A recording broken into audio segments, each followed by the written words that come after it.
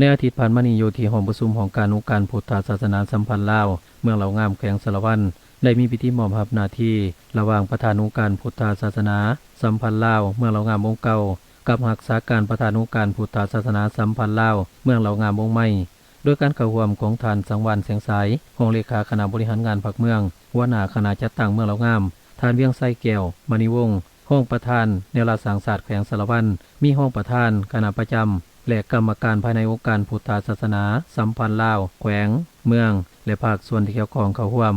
ในพิธีพระอาจารย์สายสมัยสัญญสารคณะประจำองค์การพุทธศาสนาสัมพันธ์ลาวแขวงหัวหน้าของการองค์การพุทธศาสนาสัมพันธ์ลาวแขวงสารวัตรได้ผ่านบทบันทึกมอบรับหน้าที่เวียกงานระหว่างพระอาจารย์ปริญญาเอกศรีประเสริฐไสยปัญญาประธานองค์การพุทธศาสนาสัมพันธ์ลาวเมืองเหล่างามองค์เก่ากับพระอาจารย์พรสวรรค์ทองมานินินเป็นรักษาการประธานองค์การพุทธศาสนาสัมพันธ์ลาวเมืองเหล่างามวงใหม่และมอบรับหน้าที่เวียกงานระหว่างพระอาจารย์พรสวรรค์ทองมานินินหัวหน้ากรรมาธิการปกครองสงฆ์องค์การพุทธศาสนาสัมพันธ์ลาวเมืองเหล่างามองค์เก่ากับพระอาจารย์วันสอนแก้วศักดิ์ศรีเป็นหัวหน้ากรรมาธิการปกครองสงฆ์องค์การพุทธศาสนาสัมพันธ์ลาวเมืองเหล่างามองค์ใหม่และพระอาจารย์วันสอนแก้วศักดิ์ศรีหัวหน้าวินัยทรธรรมทรองค์การพุทธศาสนาสัมพันธ์ลาวเมืองเหล่างามองค์เก่ากับพระอาจารย์ทองวันสมมณีเป็นหัวหน้าวินัยทรธรรมทรองค์การพุทธศาสนา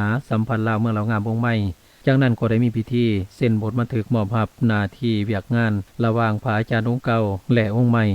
ทั้งนี้ก็เพื่อเป็นการปรับปรุงการจัดตั้งขององค์การพุทธศาสนาสัมพันธ์ลาวเมืองเหล่างามก็คือภายในแขวงให้มีความหนักแน่นเข้มแข็งสามารถตอบสนองได้กับความเรียกร้องต้องการของหน้าที่เวียกงานในระยะใหม่เว้าสุพอก็คือการปฏิบัติให้ถูกต้องสอดคล้องกับระเบียบการกฎหมายและธรรมนูญสงฆ์ลาว